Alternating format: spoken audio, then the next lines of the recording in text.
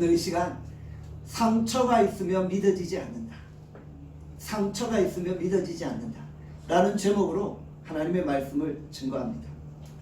나눔교회 2023년 표가 무엇입니까? 치유와 회복을 경험하는 생명 공동체. 제가 지난주에 주제에 관한 말씀을 함께 나누었죠. 우리 나눔교회가 주막 같은 공동체가 되기를 원한다. 이런 말씀을 드렸습니다. 강도 만난 이웃이 정말 나눔교회로 모여서 그 상처를 치유받고 회복되어지고 세상으로 나아갈 수 있기를 소원합니다. 그래서 우리 나눔교회가 우리 주변에 강도 만난 이웃 같은 성도들을 함께 불러 모으고 또 우리가 그 상처를 싸매어주고 그들을 다시 세상으로 보내는 그런 역할을 감당하는 것입니다. 정말 우리의 마음이 다 상처투성인 것 같아요. 그렇죠? 코로나 3년을 보내면서 다 마음에 상처와 아픔들이 있어요.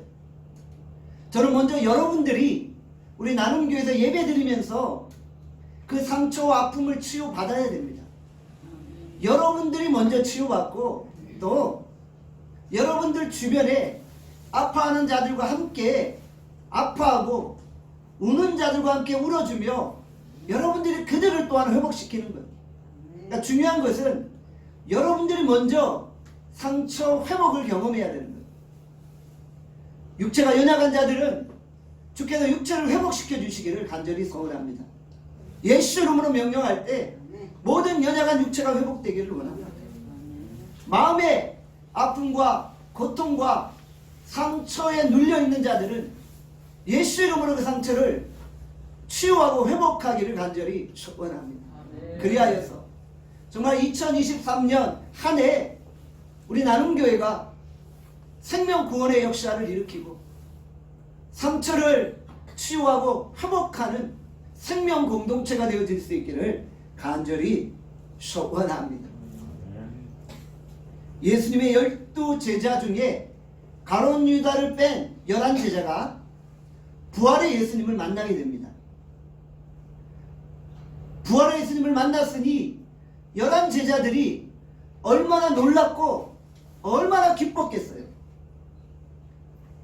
자신들이 그렇게 따라다녔던 예수님이 죽으신 거예요. 그리고 3일 동안 무덤에 계시다가 다시 살아나셨어요. 얼마나 놀랍고 얼마나 기뻤겠어요. 그런데 11제자들이 너무나 기뻤지만 예수님을 아직 믿지 아니하였던 것입니다. 누가복음 24장 41절에 말씀합니다. 함께 읽겠습니다. 시작. 그들이 너무 기쁨으로 아직도 믿지 못하고. 아니, 기뻤으면 믿으면 되잖아요.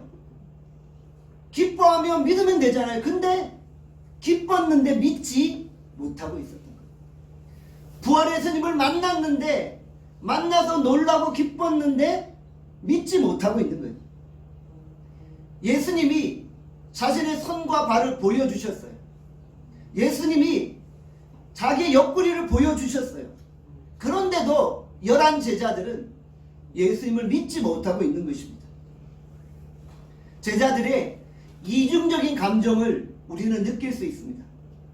본문에 기뻐함과 아직 믿지 못함이 서로 대조적으로 설명되어지고 있는 거죠. 제자들의 마음에 기쁨이 풍성했지만 믿지 못함이 드러나고 있는 거예요. 기쁨과 믿지 못함이 오버랩되고 있는 것이죠. 제자들은 예수님을 영으로 착각했어요. 육체가 아니라 영의 모습으로 예수님이 오셨다라고 생각했던 거예요. 그런데 예수님은 영으로 오신 것이 아니라 실제 육체로 오셨고 육체로 부활하신 것이죠. 그런데 제자들은 여전히 믿지 못했다는 것이죠. 여러분도 한번 생각해 보세요. 왜 제자들이 믿지 못했을까요? 예수님의 얼굴을 봤잖아요. 예수님의 손과 발을 봤잖아요. 옆구리를 봤잖아요. 그런데도 믿지 못했어요. 왜 믿지 못했을까요? 그들의 마음에 상처가 너무 컸기 때문입니다. 상처가 너무 크면 믿어야 될 순간에 믿지 못하는 거예요. 상처가 너무 깊으면은 믿고 싶은데 잘 믿어지지 않는 거예요. 오늘 설교 제목이 무엇입니까? 상처가 있으면 믿어지지 않는다. 그런데 상처가 너무 크면은 믿고 싶은데 잘 믿어지지 않는다는 거예요. 상처는 제자들을 의심하게 만드는 거예요. 제자들은 예수님을 믿어야 합니다. 그런데 상처가 예수님을 믿지 못하게 방해하고 있는 거예요. 제자들이 3년만 동안 예수님을 쫓아다녔어요. 제자들은 자기 직업을 버리고 자기의 가족을 버리고 모든 것들을 버리고 예수님을 쫓았어요. 바로 예수님께 자기 인생을 다 건 거예요. 제자들은 자기의 모든 것들을 다 버리고 예수님을 따랐던 거예요. 그분께 올인한 거예요. 그런데 자신이 그렇게 따랐던 예수님이 죽으신 거죠. 내 인생을 걸었는데 예수님이 고난당하시고 죽으신 거예요. 그러니 마음에 얼마나 큰 상처가 있었겠어요. 자기들은 소위 말해 실패자, 루저가 돼버린 거예요. 내가 예수님께 내 모든 것들을 버리고 쫓았으니 이제 내 인생이 성공할 거야 생각했는데 성공이 아니라 실패가 자기에게 다가온 것이죠. 그러니 상처가 컸던 거예요. 컸던 정도가 아니라 엄청난 상처를 받았겠죠. 왜냐하면 내 인생을 걸었기 때문에. 여러분이 여러분의 인생을 걸었는데 내 인생을 걸었던 그 사람이 나를 실망시켰어요. 그러면 얼마나 상처가 크겠어요.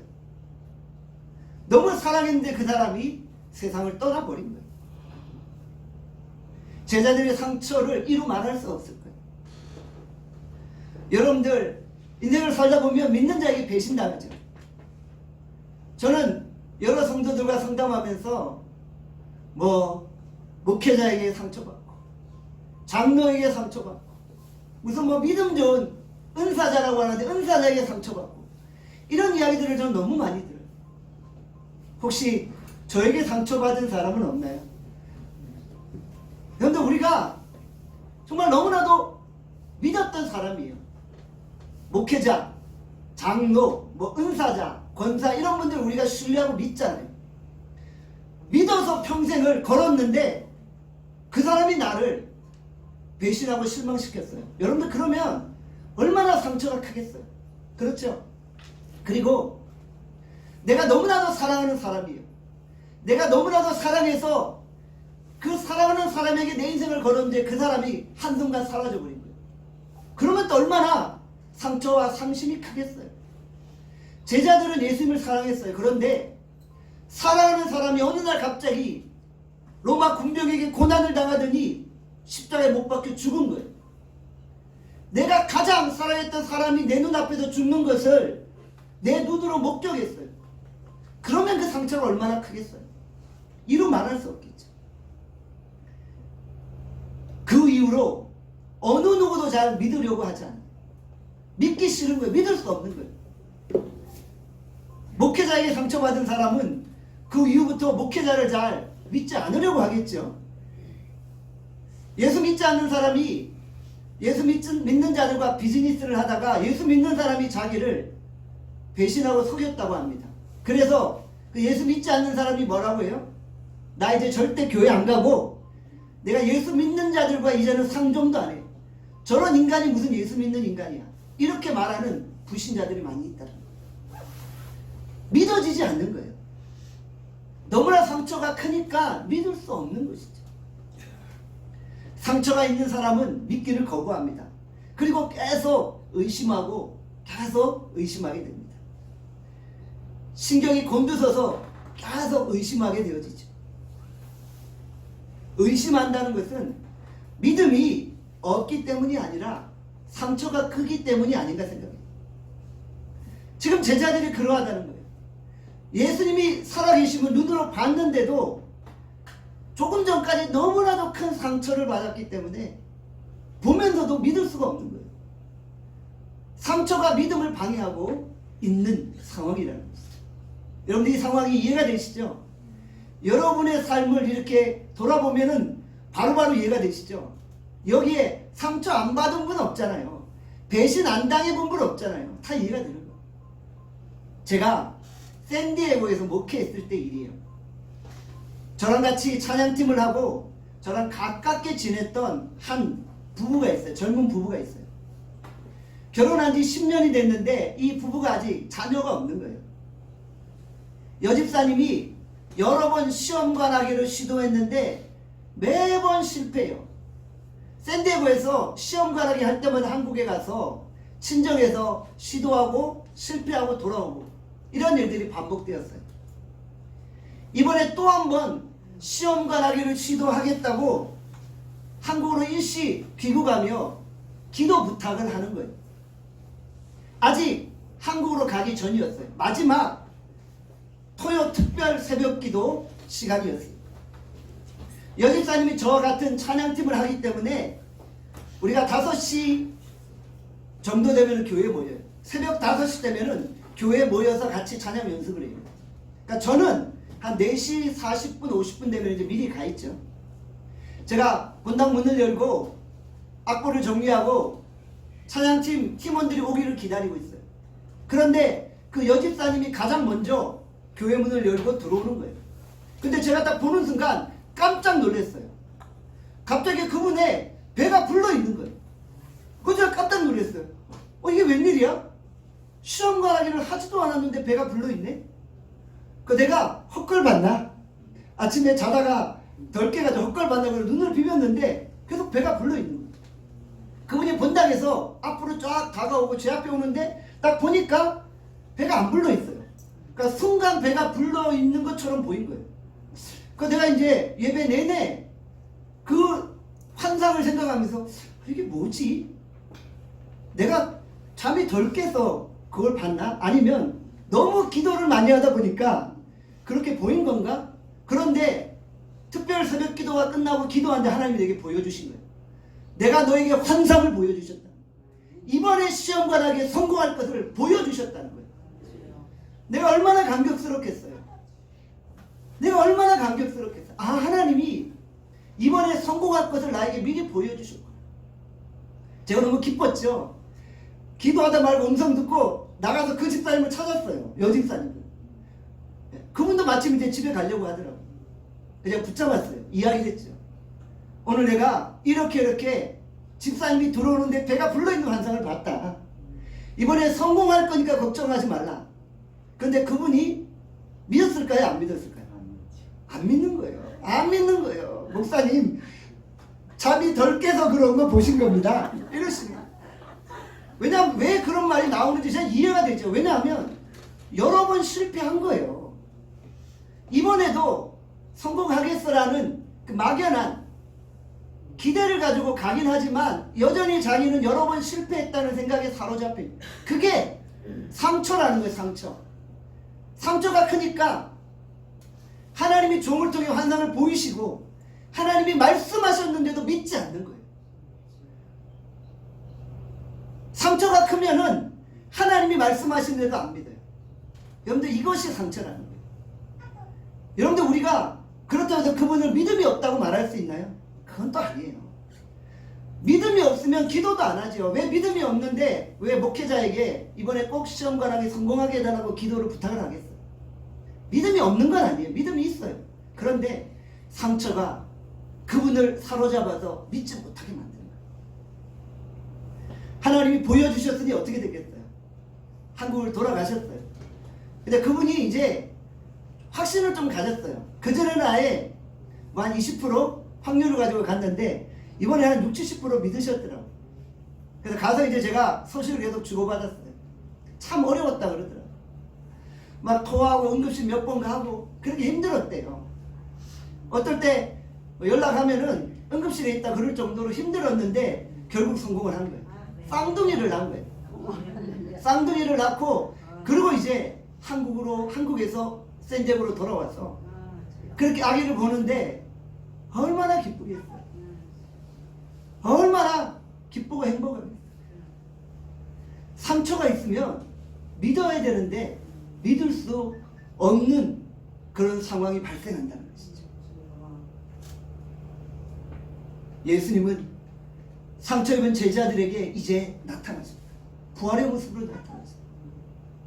제자들에게 부활의 예수님을 보이시면서 확신을 주신 거예요. 제자들은 상처투성이었지만 예수님을 보고 또 결국 믿게 되었죠. 그 이후에 소망을 가지게 된 것입니다. 사랑하는 여러분, 오늘 여러분 안에 상처가 있어요? 사랑하는 사람을 떠나보내 너무 상처가 많으신가요?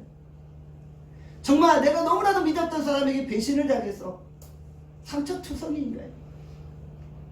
오늘 예수님은 이 예배 자리에 있는 여러분들에게 부활의 모습으로 찾아오십니다. 예수님은 여러분의 상처를 싸매어 주시고 여러분의 아픔을 이해하시고 품어주십니다. 오늘 우리가 부활의 예수님을 통해 상처를 뛰어넘고 치유와 회복의 자리로 나아갈 수 있기를 바랍니다. 예수님이 상처받은 우리를 위로하시고 소망 가운데로 인도하십니다. 우리가 예수님의 임재를 경험하면서도 거부할 때가 있어요. 상처 가운데 예수님이 나타나셨으면 우리가 믿어야 되는데 그분을 거부할 때가 있다. 근데 우리의 믿음의 연약함을 회개함으로 나아갑니다. 세상 사람들은 상처를 피해의식으로 접근합니다. 그러니까 정신적인 문제로 접근하는 거예요. 그래서 그 피해의식 때문에 상처가 있기 때문에 그걸 치료해야 된다. 약물로 치료해야 된다. 이렇게 접근하잖아요. 그런데 성경은 어떻게 말해요? 상처는 피해의식이 아니라 우리를 더 온전한 하나님의 사람으로 만들어가는 과정이라는 거예요. 하나님이 우리에게 상처를 주셨나요? 우리는 잘 이해할 수 없어요. 사랑하는 사람이 먼저 세상을 떠났을 때 왜 하나님 나에게 이런 상처를 주십니까? 라고 우리가 이야기하잖아요. 지금은 그 이유를 잘 모를 수가 있어요. 우리가 하나님의 그 깊고 오묘한 선하신 뜻을 어떻게 다 이해하겠어요? 그렇지만 그 상처는 결국 우리를 온전케 하고 하나님의 사람으로 다시 세우고자 하는 방편임을 믿으시기를 바랍니다.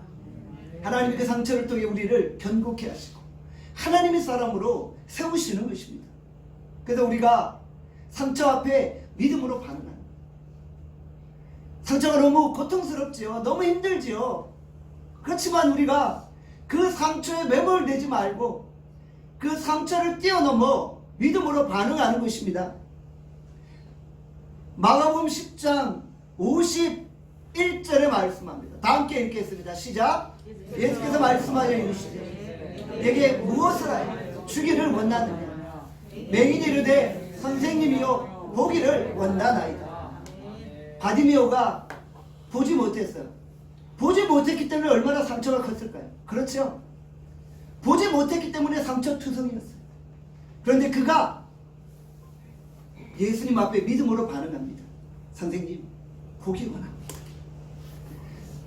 자기의 상처로 인해 예수님 앞에 나아가는 것을 주저할 수도 있었어요.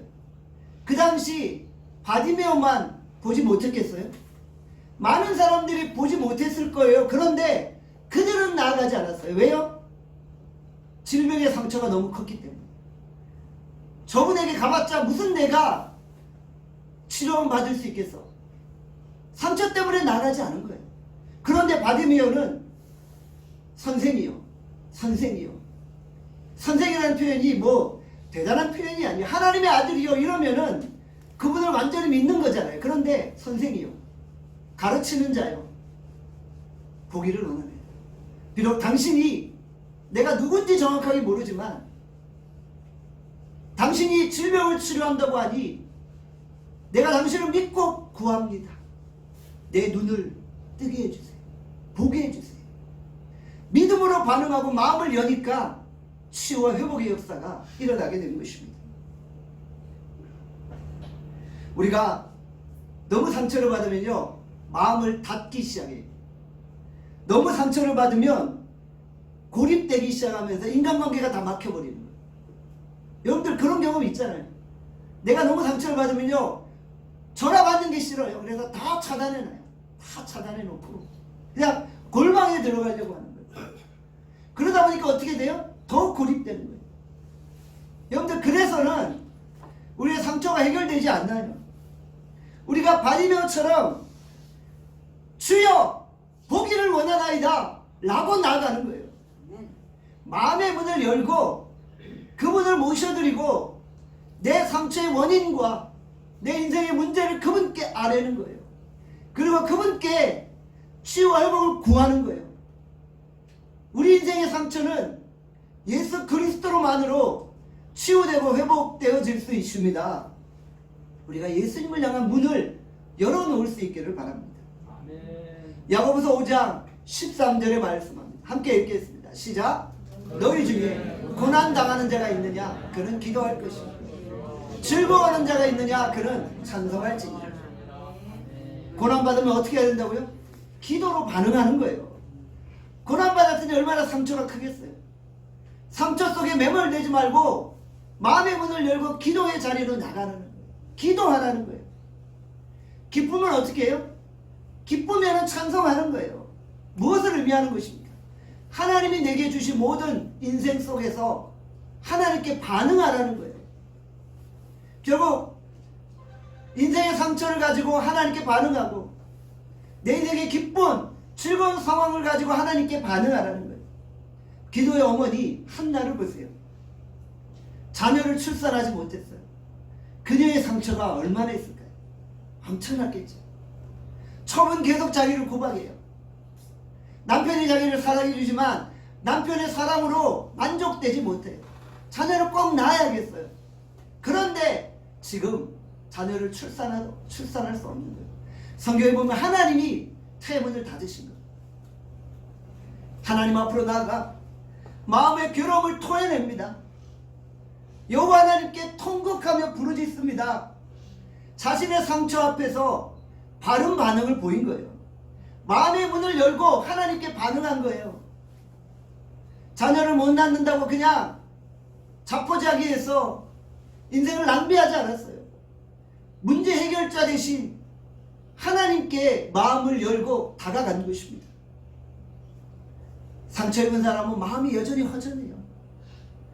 상처 입은 사람은 너무 허전해서 술 취한 사람처럼 미친 사람처럼 다니잖아요. 한나가 그러했잖아요. 성전에서 기도하는데 제사장이 뭐라 그래요? 술 취한 여자여, 어찌 당신이 성전에서 독조와 포도주에 취했니? 그만큼 상처가 크다라는 거예요. 여러분들, 너무 상처가 크면 제정신이 아니잖아요. 내가 그렇게 사랑했던 사람을 잃었을 때 우리가 온전한 정신이겠어요? 마음이 너무 허전한 거예요. 여러분, 이때 우리가 허전한 마음을 무엇으로 채웁니까? 이때 우리가 이 허전한 마음을 어떻게 채워야 합니까? 누가복음 24장 32절입니다. 우리 함께 누가복음 24장 32절 읽겠습니다. 시작. 그들이 서로 말하되 길에서 우리에게 말씀하시고 우리에게 성경을 풀어주실 때 우리 속에서 마음이 뜨겁지 아니하더냐고. 엠마오로 가는 두 제자가 상처와 시리와 절망 가운데 걸어가고 있었죠. 예수님이 죽으셨으니 얼마나 상처가 컸겠어요. 마음이 허전했어요. 그런데 그 허전함을 무엇으로 채웠습니까? 바로 말씀으로 채운 것입니다. 제자들에게 말씀이 선포되고 옆에 부활의 예수님이 직접 말씀을 전해주실 때 가슴이 뜨거워지고 마음의 허전함이 채워진 것입니다. 상처 입은 자들은 그 마음의 허전함을 세상적인 쾌락으로, 술로, 물질로, 어떤 것으로 채울 수 없어요. 오직 하나님의 말씀으로 채웁니다. 하나님의 말씀이 우리에게 들어올 때 말씀으로 인해 우리의 마음이 뜨거워지고 우리가 충만해지는 거예요. 여러분들, 2022년 작년 한 해 상처 때문에 너무 힘드셨죠? 그 상처를 지금도 여전히 안고 계시죠? 저는 올 한해 여러분들이 하나님의 말씀으로, 그 말씀의 뜨거움으로 여러분의 상처의 허전함을 채워나갈 수 있기를 원합니다. 그리하여서 2023년에는 여러분들의 상처가 치유되기를 원합니다. 우리 나눔교회와 더불어 마음의 상처를 치유할 수 있기를 바랍니다. 우리 나눔교회가 여러분의 상처를 함께 보듬을 것입니다. 우리 나눔교회는 주막같이 강도 만난 이웃을 싸매어주고 위로해주고 회복시켜주고 그들을 온전케 하여서 다시 세상으로 보내는 역할을 할 것입니다. 주께서 우리에게 말씀하시고 우리에게 말씀을 풀어주실 때 가슴이 뜨거워지며 상처가 치유되는 것입니다. 상처로 인해 다친 마음을 말씀으로 열고 말씀으로 채우시는 여러분들 되어질 수 있기를 바랍니다. 우리가 크게 상처를 받았을 때 일시적인 처방으로 사람들을 만나는 경우가 있어요. 그렇죠? 정말 내가 좋아하는 사람들 만나서 막 말하면서 상처를 잊으려고 해요. 물론 일시적으로 그게 잊혀지는 것 같아요. 그런데 그것이 근본적인 처방이 아니에요. 그거는 그냥 일시적인 임시방편적인 처방이라는 거예요. 그런 것에 의존하지 않기를 바랍니다. 그것이 내 상처를 해결해 줄 수 없는 거예요. 결국 사랑하는 사람, 좋아하는 사람을 만나고 돌아오면 어떻게 돼요? 더 허전해지잖아요. 군중 속의 고독을 느끼잖아요. 여러분들 정말 진정한 처방, 완전한 처방은 말씀이 우리 속에 들어가는 거예요. 말씀이 들어가야 회복이 가능합니다. 말씀을 들을 때 우리가 회복되고 말씀을 들을 때 우리가 다시 살아나는 것입니다. 누가복음 24장 45절에 말씀합니다. 함께 읽겠습니다. 시작.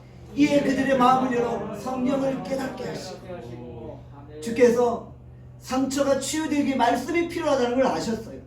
그래서 그들의 마음을 열어 성경을 가르치십니다. 성경을 깨닫게 하십니다. 무너진 마음을 회복시키시고 무너진 그 인생을 다시 일으켜 세우신 것입니다. 상처가 크고 마음이 무너지면 말씀을 듣기조차 거부할 때가 있죠. 그러니까 우리가 마음을 열어야 되는 거예요. 마음을 열고 말씀을 듣는 자리로 나가야 되는 거예요. 말씀을 듣는 것은 영적인 싸움과 같습니다. 그래서 마귀는 말씀을 듣지 못하는 자리로 우리를 인도하는 거예요. 왜냐하면 마귀는 너무나도 잘 아는 거예요. 말씀을 들으면 저 사람이 회복되고 다시 살아난다는 것을 아는 거예요. 그래서 우리로 말씀을 듣지 못하게 만들어버리는 거예요. 상처의 치유와 고난을 극복하는 최고의 방편은 무엇입니까? 바로 하나님의 말씀입니다. 시편 119편 103절의 말씀합니다. 함께 읽겠습니다. 시작. 주의 말씀의 맛이 내게 어찌 그리 단지 내 입의 꿀보다 더 단이다. 상처 치유의 최고의 방법은 꿀보다 더 단 말씀을 먹는 거예요. 말씀을 먹으면 회복됩니다. 등산을 하신 분들은 알 거예요. 등산을 한참 하다 보면 피로를 느끼잖아요. 뭘 먹어요? 사탕이나 초콜릿을 먹어요. 단 걸 먹으면 순식간에 피곤이 싹 사라집니다. 이처럼 우리가 말씀의 단맛을 느끼는 거예요.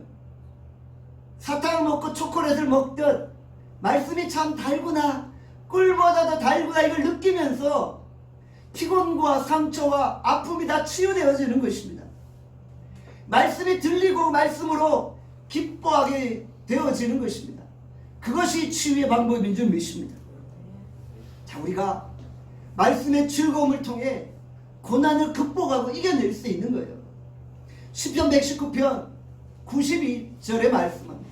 시편 119편 92절 읽겠습니다. 시작.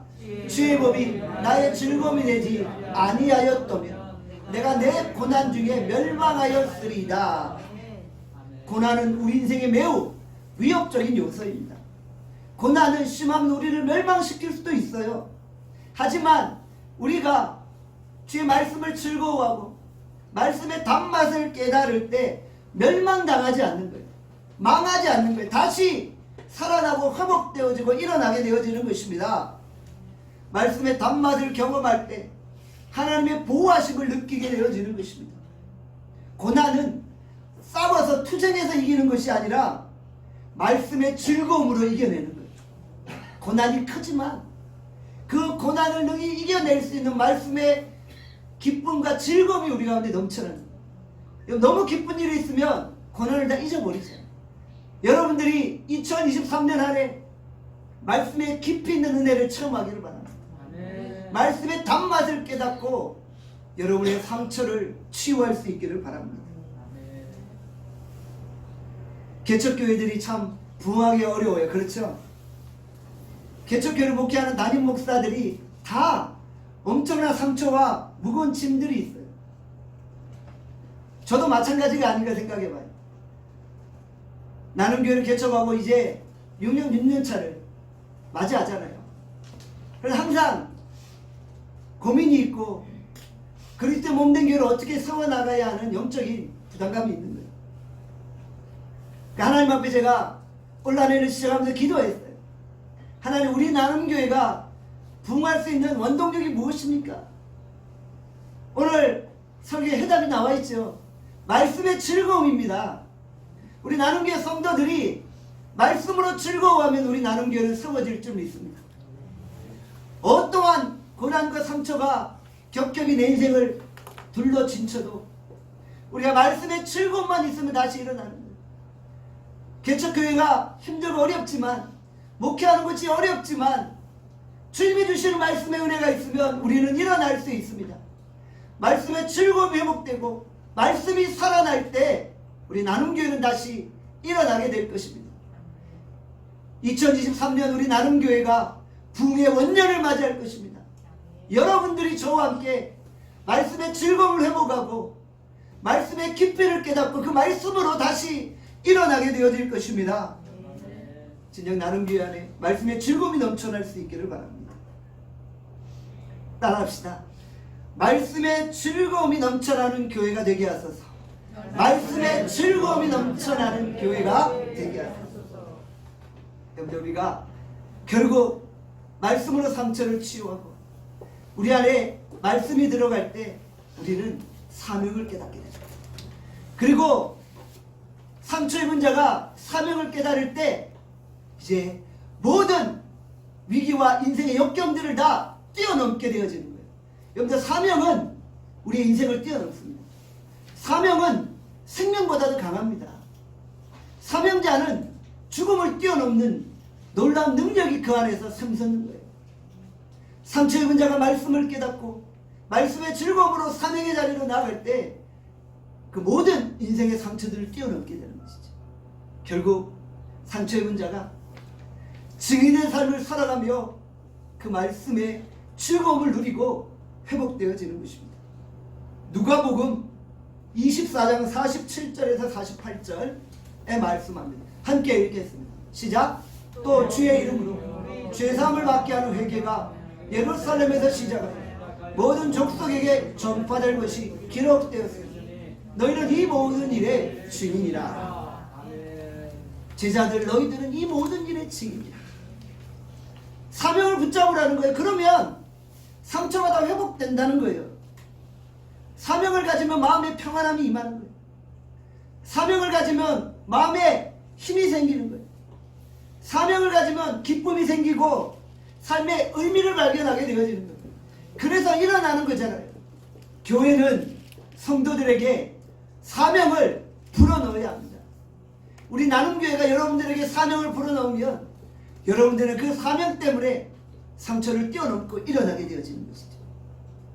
우리 나눔교회가 분명한 사명을 여러분들에게 주고 있습니까? 사명은 부여받았는데 스스로 자신이 무능력하다고 생각해요. 어떻게 해야 되나요? 주님, 사명을 받기는 했는데 내가 너무 무능력해요. 어떻게 해야 됩니까? 하나님께 능력을 구하면 되잖아요. 누가복음 24장 49절에 말씀합니다. 함께 읽겠습니다. 시작. 벌절 내가 내 아버지께서 약속하신 것을 너희에게 본대니 너희는 위로부터 능력으로 입혀질 때까지 이 성에 머물라 하시니라. 무슨 말이에요? 사명을 받았는데 무능력하다고 생각하면 능력이 부어질 때까지 기다리라는, 기도하라는 거예요. 그러면 하나님이 능력을 주신다는 거예요. 사명을 주셨을 때 사명만 주시는 게 아니라 사명을 감당할 수 있는 능력도 주십니다. 제자들을 전대대로 파송할 때 그냥 보내신 게 아니잖아요. 병을 치료하고 귀신을 쫓아내는 능력을 주셨잖아요. 그래서 사명 감당하게 하셨잖아요. 사명이 크면 하나님이 주시는 능력도 크게 우리 가운데 임하는 것입니다. 기도하지 않는 사업가는 그냥 자기 능력으로 사업하는 거예요. 자기 힘으로 사업하는 거예요. 그런데 기도하는 사업가는 하나님의 능력 받아서 사업하고, 하나님이 더 사명 주시면은 더 큰 능력으로 사명 감당하기 위해 사업하는 거예요. 그래서 하나님이 주신 더 큰 능력으로 사업이 일취월장 성장하게 되어지는 것이죠. 사명에 비례하도록 하나님이 계속 능력을 공급하여 주시는 것입니다. 사명을 주시면 그 사명을 감당할 수 있는 능력도 허락하여 주시는 것입니다. 하나님은 공평하게 능력을 나눠주시지 않아요. 하나님은 공평하신 분이에요. 그런데 하나님이 능력을 공평하게 나눠주지 않으세요. 개인의 사명이나 교회의 사명에 따라 능력을 다르게 공급하시는 거예요. 우리가 상처를 치유하고 비로소 사명이 응답할 때 그 사명을 감당할 수 있는 넘치는 능력도 허락하여 주십니다. 누가복음 24장 52절에서 53절의 말씀은 함께 읽겠습니다. 시작. 그들이 그에게 경배하고 큰 기쁨으로 예루살렘에 돌아가 늘 성전에서 하나님을 찬송하니라. 사명으로 사니까 어떻게 돼요? 기쁨과 찬송이 넘쳐요. 조금 전까지만 해도 상처 때문에 믿지 못했는데 부활의 예수님 만나고 사명 발견하고 나니까 그 위부터 기뻐서 살아가는 거예요. 날마다 성전에서 찬송하며 살아가는 거예요. 언제 내게 상처가 있었어? 생각도 안 나는 거예요. 그냥 룰루랄라 할렐루야 이러면서 주와 동행하며 살아가는 것입니다. 날마다 주님을 찬송하며 살아가는 거예요. 여러분, 오늘 우리가 우리 안에 있는 이 모든 상처를 예수 그리스도의 말씀으로 말미암아 해결받기를 소원합니다. 아픔이 완전히 치유되어지고 우리가 사명의 자리로 나아가서 주 앞에 사명 감당할 수 있기를 바랍니다. 우리 나눔교회가 올 한 해 상처를 치유하고 회복되어지는 생명 공동체가 되기를 바랍니다. 여러분들이 먼저 치유받고 또 주변의 상처 입은 이웃들을 주께로 인도하고 함께 구원의 감격 속에 거할 수 있기를 바랍니다. 우리가 정말 하나님의 능력으로 사명 감당할 수 있기를 주님의 이름으로 축원합니다. 기도하겠습니다.